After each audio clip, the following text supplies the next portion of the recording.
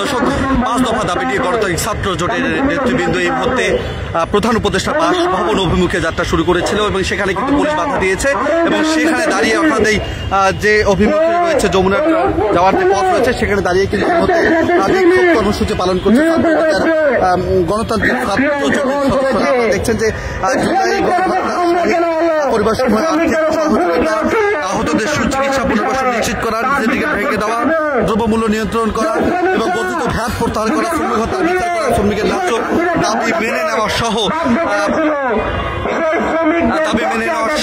5 দফা দাবি নিয়ে কিন্তু এই মুহূর্তে তারা বিক্ষোভ করছে। এই 5 দফা দাবিতে প্রধান উপদেষ্টার কার্যালয়ে বিক্ষোভ যে কর্মসূচিটি ছিল সেই কর্মসূচির তারা মিছিলে শাহবাগ থেকে যখন আসলে এই প্রধান উপদেষ্টার বাসভবন অভিমুখে যাওয়ার সঙ্গে তখনই কিন্তু পুলিশ বাধা দেয়, ব্যারিকেড তৈরি করে, সেখানে দাঁড়িয়ে কিন্তু তারা তাদের যে কর্মসূচি সেটি তারা কিন্তু পালন করছে। অর্থাৎ বিগত সরকারের আমলে যে ধরনের পরিস্থিতি সৃষ্টি হয়েছে সেই পরিস্থিতি পুনর্ব্যক্ত হচ্ছে এমন দাবি কিন্তু এই গণতান্ত্রিক ছাত্র জোটের সদস্যরা তারা করছেন। একই সঙ্গে দেখছেন যেখানে নিরাপত্তার বিষয়টি কিন্তু নিশ্চিত করা হয়েছে যাতে প্রধান উপদেষ্টার বাসভবন অভিমুখে কোনো প্রকার যাতে না সেটি নিশ্চিত করার চেষ্টা করা হয়েছে। ব্যারিকেড দেওয়া হয়েছে, এখানে কয়েক স্তর ব্যারিকেড দেওয়া হয়েছে। প্রথমে মেট্রোপলিটন পুলিশের ব্যারিকেড এবং পরবর্তীতে কিন্তু এপিবিএন এর সদস্যরা তাদের একটি ব্যারিকেড তৈরি করেছে। অর্থাৎ দুইটি ব্যারিকেডের মধ্য দিয়ে কিন্তু গণতান্ত্রিক ছাত্র জোটের যে সেই কর্মসূচি এবং এখানে দাঁড়িয়ে কিন্তু তারা তাদের কর্মসূচি চালাচ্ছে। আমরা সরাসরি করতে পেরেছেন আমরা লক্ষ্য করলাম এইদিকে আপনাদের নজর নাই, কিন্তু আপনাদেরকে পুঁজি করে সাম্প্রদায়িক গোষ্ঠী একসময় যারা বাংলাদেশের স্বাধীনতাকে অস্বীকার করেছে তাদের আস্ফালন দিনের পর দিন বেড়ে চলছে। তারা বাংলাদেশে যে মীমাংসিত ব্যাপার সেই মীমাংসিত ব্যাপারগুলোতে তারা হাত দিতে চায়, তারা মুক্তিযুদ্ধকে আরো প্রশ্নবিদ্ধ করতে চায়। অথচ আপনাদের কথা ছিল দ্রুত সময়ের মধ্যে সংস্কার করে দ্রুত সময়ের মধ্যে নির্বাচনের দিকে যাওয়া। আপনারা কথায় কথায় ক্যাম্পাসগুলোতে ছাত্র সংসদে নির্বাচনের কথা বলেছেন, অতি দ্রুত করবেন। সেই কোন উদ্যোগ আপনাদের পক্ষ থেকে গ্রহণ করতে দেখা যায় নাই। আমরা স্পষ্টভাবে বলতে চাই, ক্যাম্পাসগুলোতে আপনারা যদি চেষ্টা করেন আপনাদের সরকারের মদতপুষ্ট যারা আছে তাদের সুবিধা অনুযায়ী সময়ে আপনারা ছাত্র সংসদ নির্বাচন করবেন। ওই হাসিনা ছাত্রলীগ যেরকম সুবিধা পেতে সরকারের কাছ থেকে সেই সুবিধাকে আমরা ভেঙে দিব, তার বিরুদ্ধে আমরা প্রতিবাদ করব। আরো একটা কথা বলতে চাই, দ্রুত সময়ের মধ্যে ওই গণহত্যার বিচার করেন, সিন্ডিকেট ভাঙেন, অবিলম্বে ভ্যাট প্রত্যাহার করেন এবং দ্রুত সময়ের মধ্যে জাতীয় নির্বাচনের রোডম্যাপ ঘোষণা করেন। কোনোভাবে চেষ্টা করবেন না রাষ্ট্রীয় কোন ধরনের ব্যবস্থা গ্রহণ করে, রাষ্ট্রীয় সুযোগ সুবিধা গ্রহণ করে, কোন ধরনের কিংস পার্টি গঠন করে জনগণকে ধোঁকা দেওয়া। জনগণ, বাংলাদেশের জনগণ এই ধরনের কিংস পার্টিগুলোকে কিভাবে প্রত্যাখ্যান করবে সামনের দিনে। এই সমন্বয়কদের নামে যারা চালাবাজি করছে তাদের বিরুদ্ধে আইনত ব্যবস্থা গ্রহণ করার উদ্যোগ নেন। জনগণের যে আকাঙ্ক্ষা সে আকাঙ্ক্ষা বোঝার চেষ্টা করুন। অবিলম্বে আপনাদের এই যে দ্রব্যমূল্য যে ঊর্ধ্বগতি, সিন্ডিকেট ভাঙা সহ মানুষের মত প্রকাশের স্বাধীনতার উপর হস্তক্ষেপ করার চেষ্টা করবেন না। সাইবার সুরক্ষা আইন নামে যে আইন করার চেষ্টা করছেন তার বিরুদ্ধে গণতান্ত্রিক ছাত্রজোট সহ বামপন্থী ছাত্র সংগঠনগুলো লড়াই করেছিল।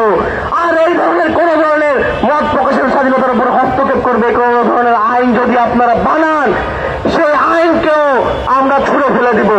সামনের দিনে এই গণহত্যার বিচার সহ বাংলাদেশের মানুষের মত প্রকাশের স্বাধীনতার যে সংগ্রাম সেই সংগ্রামে আপনারা আমাদের পাশে থাকবেন সে আশাবাদ ব্যক্ত করে আমি আমার বক্তব্য শেষ করছি। সকলকে ধন্যবাদ। দর্শক, দেখছেন যে তাদের বিক্ষোভটি চলছে, অর্থাৎ 5 দফা দাবি নিয়ে গণতান্ত্রিক ছাত্র জোটের যে বিক্ষোভ তারা আসলে এই পথ ধরেই মোহাম্মদ ইউনূসের বাসভবন যাত্রা শুরু করেছিল। ঠিক সেখানে অর্থাৎ ভিআইপি যে সড়ক সেই সড়কের মধ্যে কিন্তু তাদেরকে আটকে দেওয়া হয় এবং এখানে পুলিশের বেশ সদস্য আমরা দেখছি। একই সঙ্গে কিন্তু মেট্রোপলিটন পুলিশের পিছনে তারা এখানে অবস্থান নিয়েছে এবং তারা তাদের কার্যক্রম কিন্তু চলমান রেখেছে এবং নিরাপত্তার যে বিষয়টা অর্থাৎ প্রধান নিরাপত্তার বিষয়টি কিন্তু এখানে পুলিশের উদ্যোক্তা কর্তৃপক্ষ রমজানের ডিসি সহ ঊর্ধ্বতন যে কর্তৃপক্ষ রয়েছে তারা কিন্তু এখানে এসেছে। সবকিছু মিলে দেখছে যে তাদের যে কর্মসূচি আমরা সরাসরি যুক্ত রয়েছে সেখানে তাদের যে দাবি দাবাগুলো রয়েছে দাবি দাবাগুলোতে আমরা বলে এই রাষ্ট্রের প্রেসার গ্রুপ বলতে চায় ওই নাগরিক কমিটি কিংবা বৈষম্য বিরোধী ছাত্র আন্দোলন তারা আজ এই গণঅভ্যুত্থানের একক মালিকানা দাবি করতে চায়। তারা বলতে চায় যে জুলাই অভ্যুত্থানের যে ঘোষণাপত্র সেই ঘোষণাপত্রে লিখিতভাবে দিতে হবে যে গণঅভ্যুত্থান বৈষম্য বিরোধী ছাত্র আন্দোলন করেছে।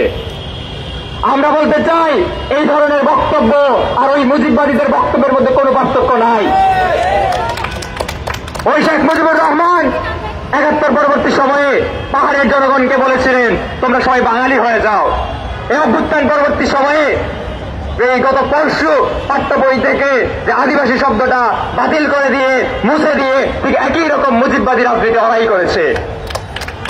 জনগণ যখন নিজেদের বাঁচার জন্য নিজেদের বেঁচে থাকার জন্য জীবনমান উন্নতির জন্য মজুরির লড়াই করছে তখন আমরা দেখতে পাই যে গণঅভ্যুত্থানের যে নাগরিক কমিটি সেই নাগরিক কমিটির একজন গুরুত্বপূর্ণ নেতা ওই চা শ্রমিকদেরকে বলতেছে যে তোমরা হচ্ছে মদের যে বাহারগুলো আছে সেগুলো ভেঙে দিন, কিন্তু তার যে মজুরির আলাপ তার যে জীবনমানের আলাপ সেই নিয়ে কোনো কথা নাই।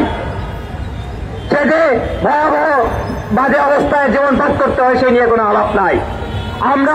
আমরা বলছি গণঅভ্যুত্থানের চেতনা স্পিরিট আমাদের আজকের এই দাবিগুলোর মধ্যে নিহিত আছে।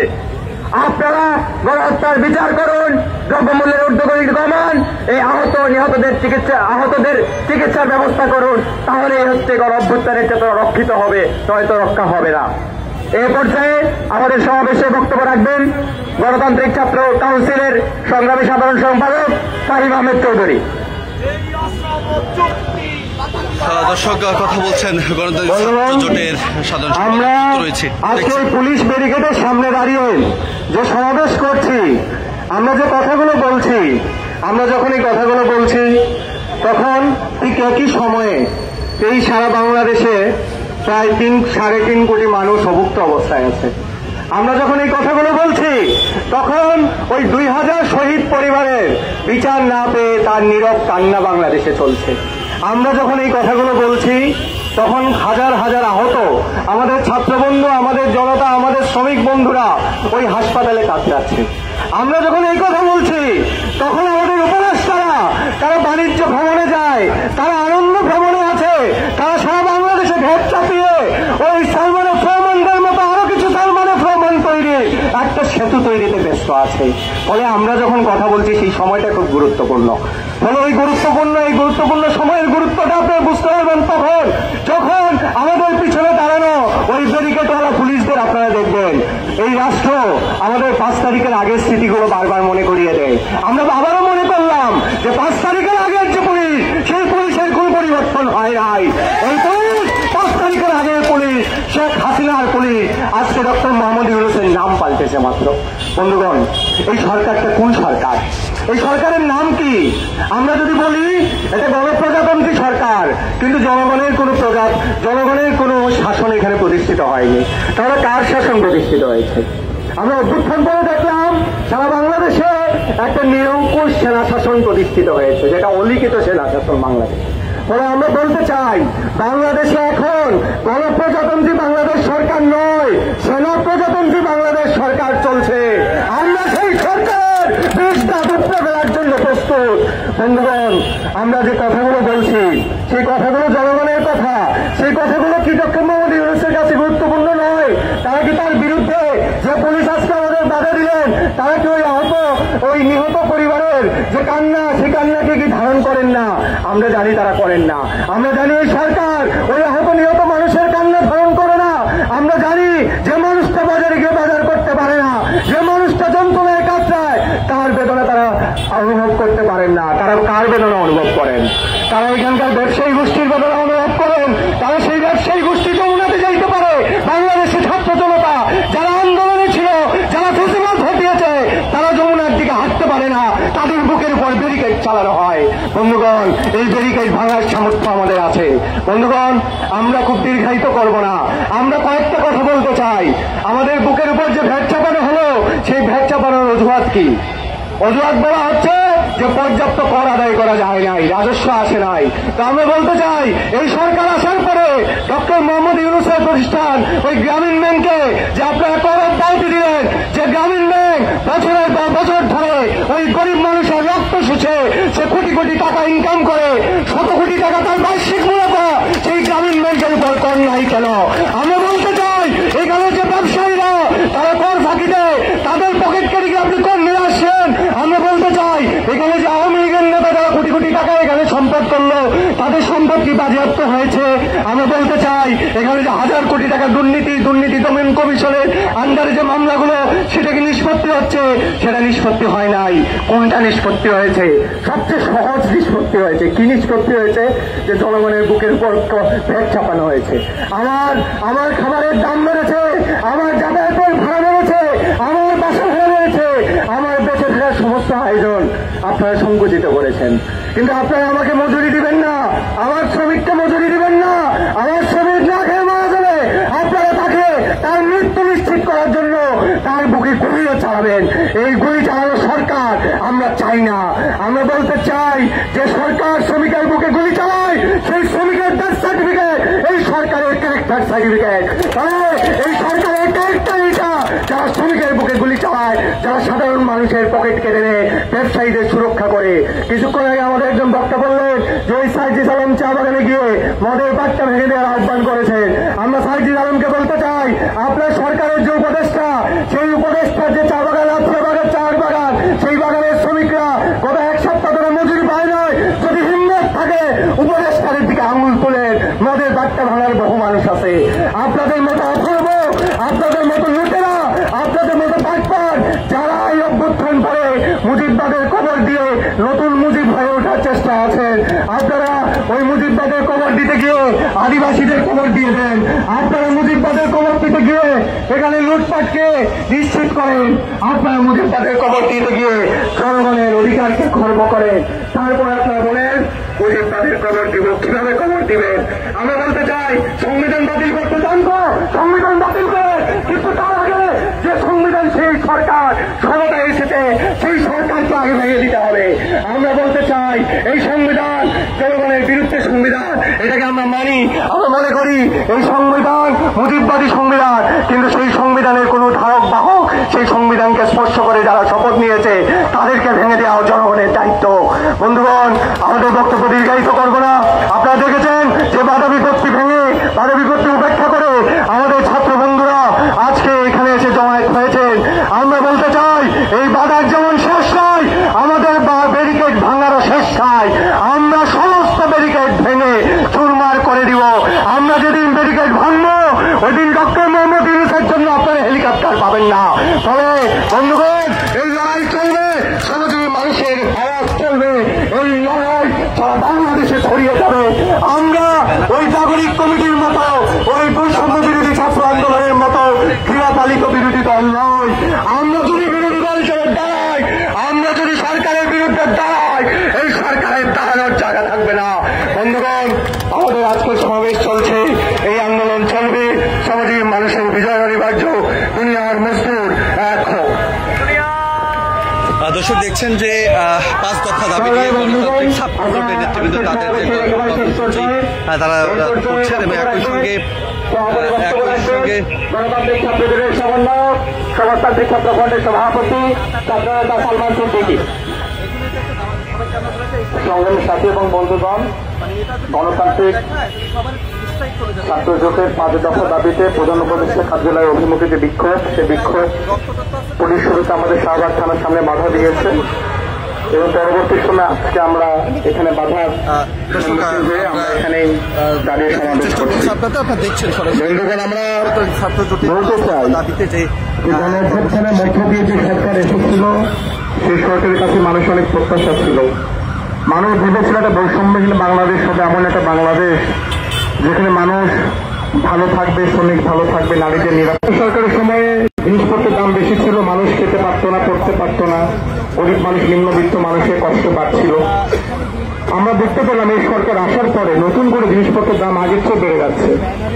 বিশ্ববাজারে যখন চালের দাম কমছে, বাংলাদেশে সেখানে চালের দাম বেড়ে যাচ্ছে। এই যখন পরিস্থিতি আমরা দেখলাম, সরকার নতুন করে যে আইএমএফ তাদের কথা মতো, তাদের পরামর্শে নতুন করে ভ্যাট 100টা পণ্যের উপরে তারা ভ্যাট বৃদ্ধি করলো। এই ভ্যাট বাড়ানোর মধ্যে দিয়ে বিভিন্ন জিনিসপত্রের দাম আরো বাড়বে।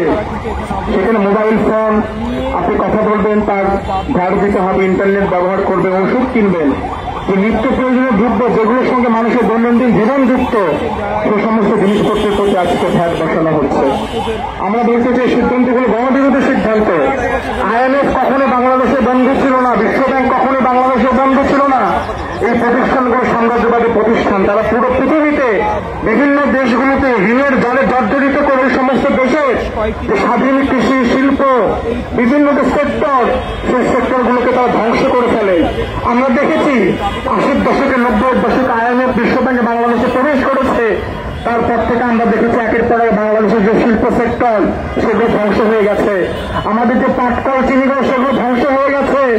আমাদের যে শিক্ষা ব্যবস্থা, যে স্বাস্থ্য ব্যবস্থা, সেই ব্যবস্থাগুলো প্রতি মুহূর্তে বেসরকারীকরণ, বাণিজ্যিকরণের দিকে চলে গেছে।